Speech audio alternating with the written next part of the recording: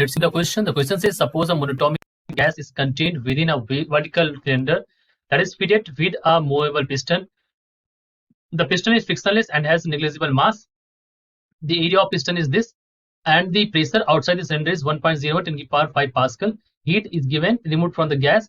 Through what distance does the कहा क्या, फिर से एक बार क्वेश्चन समझ लीजिए कि मोनोटॉमिक आइडियल गैस है, ठीक है, ये फिट है यहाँ पर इमूवेबल पिस्टन, तो कंडीशन कुछ इस तरह से है, देखो यहाँ पर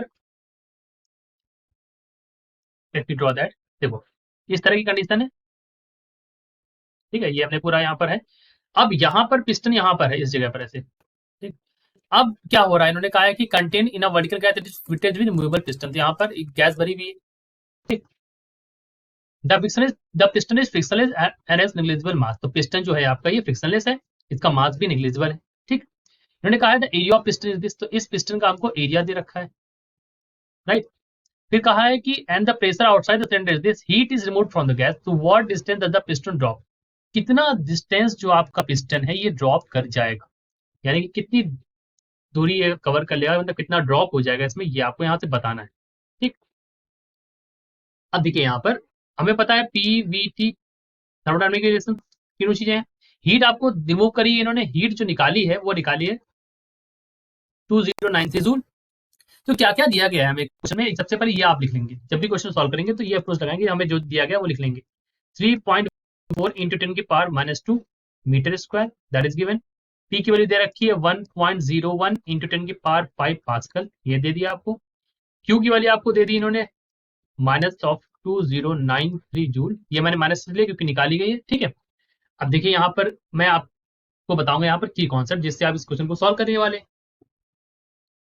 तो की कॉन्सेप्ट जो यहाँ पर अप्लाई करेंगे, दैट की concept is, let me right it over here, हम यहाँ पर लगाने वाले हैं first law of thermodynamics, first law of thermodynamics. ये क्या कहता है, ये कहता है dq बराबर du प्लस dw, ठीक है।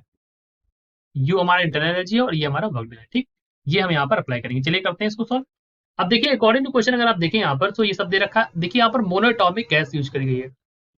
तो अगर मैं बात करूं यहाँ पर मोनोएटॉमिक आइडियल गैस के बारे में, so the gas is monoatomic ideal gas, that means कि गामा की वैल्यू होगी Cp/Cv और इसकी वैल्यू होगी 1.67। अब ये वैल्यू आई कहां से, इसको आप याद रख सकते हैं। देखिए बच्चों, gamma is equal to 1 + 2/f, degree of freedom monatomic के लिए 3 होती है, f की वैल्यू आप यहाँ पर 3 रख दीजिए, सॉल्व हो जाएगा।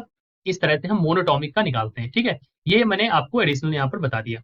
तो हमारी वैल्यू 1.67 जिसका हम यहाँ पर यूज करने वाले हैं, इसको करते हैं सॉल्व। तो देखिए dq बराबर du प्लस dw होता है, dq को हम लिख सकते हैं NCP/dt, ध्यान दीजिएगा यहाँ पर जो मैं चेंज कर रहा हूँ, du को लिख सकते हैं NCV/dt, cv और cp जो है स्पेसिफिक हीट्स है यहाँ पर at constant pressure and constant volume, plus dw यहाँ पर लिख देंगे।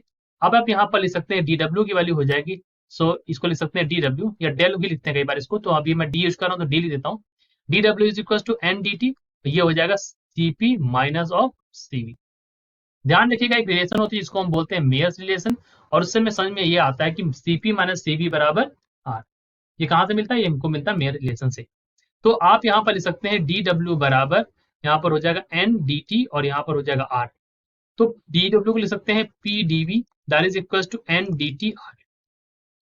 देखिए वो ये जो dv है इसको वॉल्यूम को लिख सकते हैं p और इसको लिख सकते हैं a, और कितना डिस्प्लेसमेंट हुआ, x मैंने डिस्प्लेसमेंट माना था यहाँ पर, सो ये हो जाएगा ndt इंटू r। आपको निकालना है x, तो x इज इक्वल टू क्या मैं यहाँ पर बना सकता हूँ ndtr डिवाइड बाई pa, ये हमारा आ जाएगा। अब हमें यहाँ पर x की वैल्यू को फाइंड करना है, ठीक है। एडिशनल इन्फॉर्मेशन में आपको मैंने बताया कि q की वैल्यू आपको दे रखी है, जो मैं यहाँ पर लिख रहा हूँ, the value of q that is given to us is 2093। क्या हम इसको लिख सकते हैं q is equal to NCP/dt लिख सकते हैं, बिल्कुल लिख सकते हैं, q को लिख देंगे NCP/dt। तो अगर आप ndt की वैल्यू निकालें यहाँ से, क्योंकि हमें ndt चाहिए अपने फॉर्मूले में, ndt की वैल्यू निकालेंगे तो ये हो जाएगा 2093/q हो जाएगा। तो अब आप इस x को यहाँ से करिए, तो इस x को अगर हम यहाँ से करेंगे, सो x इज इक्वल टू क्या हो जाएगा, x इज इक्वल टू हो जाएगा 2093/q है यहाँ पर, सॉरी माफ कीजिएगा, यहाँ पर बाई क्यू नहीं, यहाँ पर हो जाएगा 2093/cp, ठीक है। यहाँ पर आप यूज करेंगे 2093/cp आ जाएगा, ठीक है। मल्टीप्लाई करेंगे इसको, यहाँ पर हो जाएगा आर और नीचे क्या बचेगा पी इंटू ए, ये बचेगा।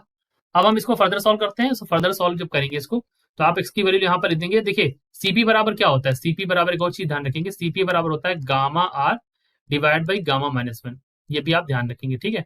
तो सीपी को हम रिप्लेस कर देंगे, तो 2093 डिवाइड बाई गामा आर और इंटू आर यहाँ पर gamma minus one divide by P A, ठीक है। तो आर से आर यहाँ काट दीजिए। अब सारी वैल्यू जो भी हैं आप यहाँ पर रख दीजिए और सॉल्व कर लीजिए।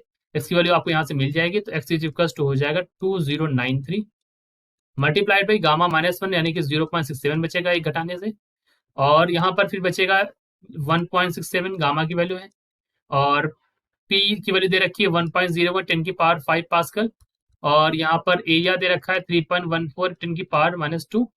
जब इन सभी वैल्यूज को हम सॉल्व करते हैं तो हमारा आंसर आता है यहाँ से 0.2647 मीटर। क्या आता है 0.2647 मीटर। तो ऑप्शन डी वाला यहाँ पर करेक्ट है। This is our answer. I hope you understood it well. Best of luck.